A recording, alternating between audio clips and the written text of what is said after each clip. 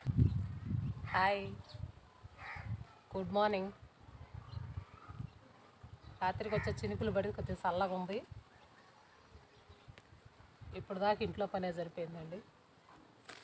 అక్కడ గార్డెన్లో చూశారు కదా, ఇదంతా పిచ్చి మొక్కలు. ఇదంతా ఇప్పుడు శుభ్రం చేసుకోవాలి. నేను ఖాళీగా ఉంటున్నాను కాబట్టి ఇది కూడా ఒక పనే, ఒక ఎక్సర్సైజ్ లాగే అనుకుంటున్నాను. ఇలా గార్డెన్లో పని చేయడం కూడా నాకు బాగా అనిపిస్తుంది. శుభ్రంగా తీసేద్దామని కూర్చున్నాను. ఇప్పుడే అయిపోయిందండి ఇంట్లో పని.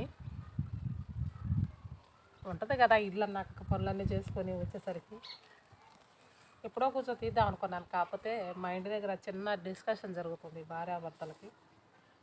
అది చూసా కాసేపు నించొని. అదేందో కానీ గొడవలంటే ఆడ మగ అని కాదులే, కానీ ప్రతి ఒక్కళ్ళు అదొక ఇంట్రెస్ట్ చూపిస్తారు. ఏం జరుగుతుంది, ఏం మాట్లాడుకుంటున్నారని. వాళ్ళల్లో నేను కూడా ఒకదాన్ని. ఏం మాట్లాడుకుంటున్నా ఏందామని కూర్చున్నాను కాసేపు.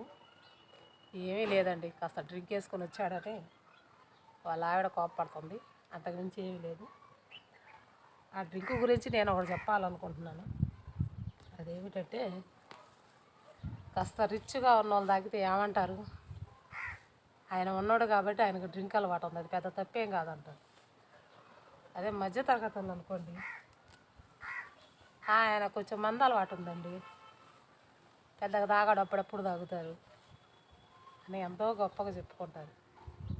అదే కూలోడు పేదోడు ఎప్పుడన్నా తాగాడనుకో, ఆ రోజు చూసేవాళ్ళు ఎంత హీనంగా చూస్తారో. వీడికి తాగుబోతాడు, పచ్చి తాగుబోతాడు, వీడికి మందు అలవాటు ఉంది, వాడు ఈడు అని ఎంతో మర్యాద లేకుండా మాట్లాడతారండి. అందరూ తాగేది అదే మందు, కాకపోతే డబ్బును పెట్టి వస్తుంది అది. అంతేకాని మనుషులలో కూడా ఎంత వ్యత్యాసం ఉంటుందో చూడండి. తాగే మందులో కూడా, చెప్పే విధానంలో కూడా. అయిన వాడికి, మధ్యతరగతికి, పేదవాడికి, ముగ్గురికి ఇంత తేడా చూపిస్తారండి ఒక మందు విషయంలోనే జనాలు. చూసారు కదా, కాలం ఎలా ఉందో కూడా ఎవరికి చెప్పలేము.